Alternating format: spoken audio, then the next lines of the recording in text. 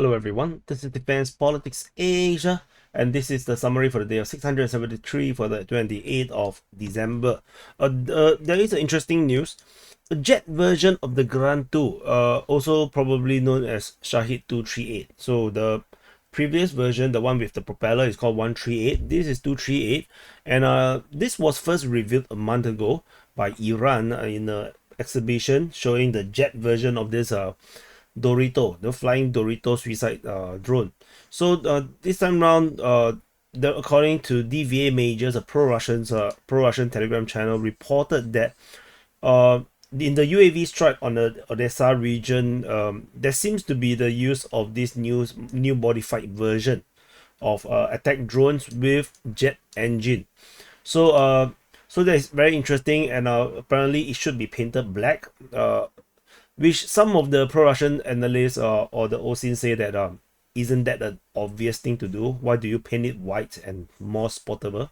So yeah, so this is currently happening, and also there is the first in a long time report from the Russian Defense Ministry of the shooting down of a Sukhoi 25 by a fighter jet. So we haven't seen a Russian fighter jet shoot down of a Ukrainian aircraft for a very long time.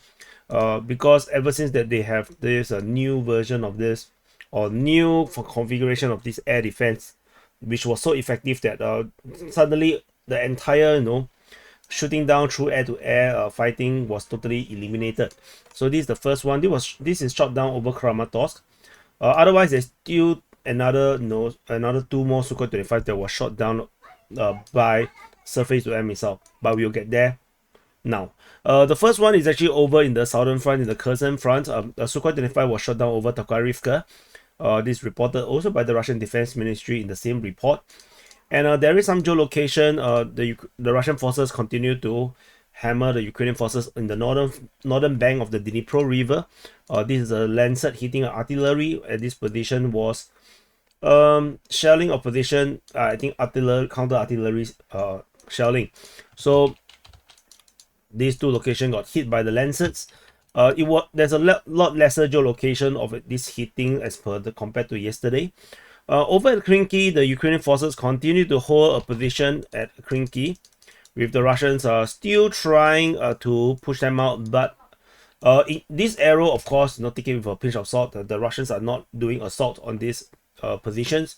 It seems like the Russians are just very happy with just using FPV drones, which is the DJI type of drones, those quadcopters where they just put a bomb and then just drop bombs or just suicide. So yeah, so basically it's just bombardments. The Russians seem to be very happy to just do that, and in reality there is really no reasons for the Russians to really try to push and assault and conquer back the settlement, because they have the entire settlement in fire control. So there's literally no reasons to risk your soldiers' life like they did previously, which only gave the Ukrainians some PR points to play with. So there are previous attempts where the Russian forces attacked and then they got eliminated by the Ukrainians, and then footages or photos got leaked by the Ukrainian side onto the internet, giving them some happiness to show off that at least they are doing something meaningful. Over at Zaporizhzhia Front, this is Zaporizhzhia, and this is the Zaporizhzhia Front. At the Zaporizhzhia Front, over at the Orikhiv sector, we have nothing over the Kherson sector. Orikhiv and the Orikhiv sector, there is Russian forces continuing their attack over at Robotine and the western part of Verbove. So that's all in terms of the strategic situation here. No real change, except that over at this position, over here, there is a geolocation of Ukrainian forces inside some trenches. There was an attack by the Russians, but I think using mortar or something. So it's showing that the Ukrainians still have positions just off Verbove. So, but it does feels like a very meaningless existence over this location. We shall see how this goes. And then we move on. Nothing at the Huaypole sector, except that there was another Sukhoi 25 that was shot down over Novokhyhorivka. So this is shot down also by air defense. So interesting to have two Sukhoi 25 being reported to have shot down. We shall see how this goes. Ukrainian seems to have unlimited number of aircraft. So why do you need F-16s? Moving on, at the Velika Novoselka sector, there is an interesting development. The Russian forces is reported by the Ukrainian Defense Ministry to be attacking south of Novoderivka. This is Novoderivka. So south of Novoderivka means that the Russian forces seems to have progressed from the Priony region towards the south of Novoderivka. It cannot, of course, we cannot confirm if the Russians actually take over this area. It is not unusual for them to be reporting in this way. However, the last time we have seen any Russian being reported to be south of Novoderivka was on the 20th of October. It's been 2 months. So it is something very significant, in my opinion, to have something appearing after so long. So we shall see how this goes. If it's a result of the Ukrainians actually getting pushed out of the of this northwestern part of Priony, which is here. So we shall see if this is the case. We do not know yet. We shall see if this is sustained. And I say we shall see too many times. So we shall see how before I run out of. Actually, I don't have much vocabulary. Moving on, this is the Donetsk Front. We shall see the Donetsk Front. Over at the Novo-Mikhailivka region, the Russian forces reportedly continuing their offensive in this region, reported by both Russian and Ukrainian Defense Ministry. We do not know where the vector of attack come from. I'm suspecting it's going to be from this area in the south and southeastern part. Over at this Marinka region, the Ukrainian Defense Ministry continue to say fighting in the area of Marinka. We have no idea exactly where the fighting is. Perhaps in the northern flank, maybe it's the southern flank. We have no idea. Some geolocation of Russian forces just along the tree line over at this position, showing that the Russians indeed have pushed out of Marinka. There's another geolocation of Ukrainian forces getting hit by the FPV drone along the highway over here. So nothing very significant, if you ask me, around this area here. Over at the Avdiivka Front, I saw one comment complaining about the how I pronounce Avdiivka. So they say, why do you keep pronouncing Avdiivka? It's Avdiivka, I know, Avdiivka.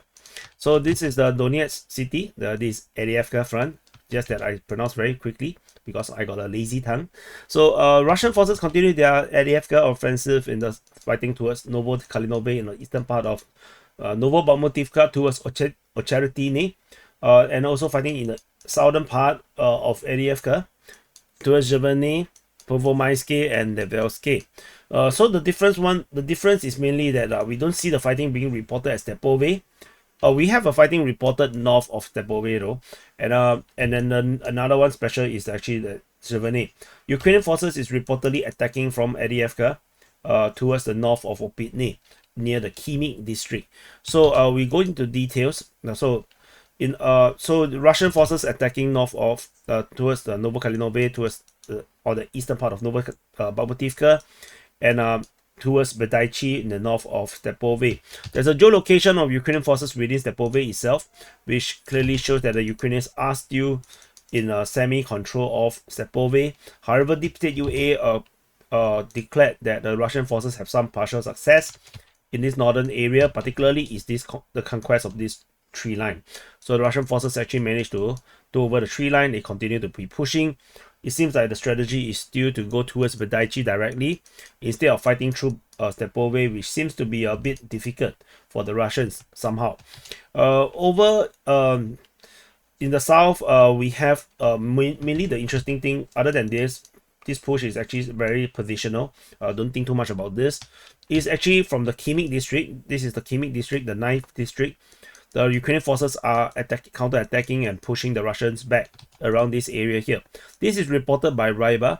According to Ryba, they say that this counter-attack is currently happening.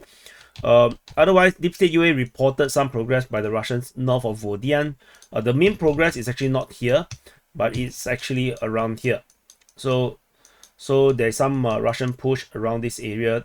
So the Ukrainian source considered a bit more territory around this front line around here. Otherwise, nothing's particularly very special. And then of course fighting at Pervomaisky and Nevelsky, which we continue to have no information about.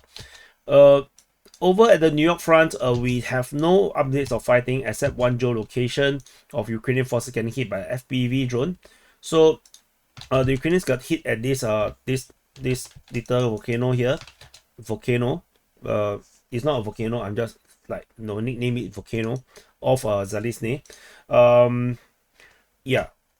So the appearance of FPV drones around this area does shows that the Russians may have sent some reinforcement into this area here to deal with this disturbance. I would say I wouldn't say it's a threat, but it's more like a disturbance.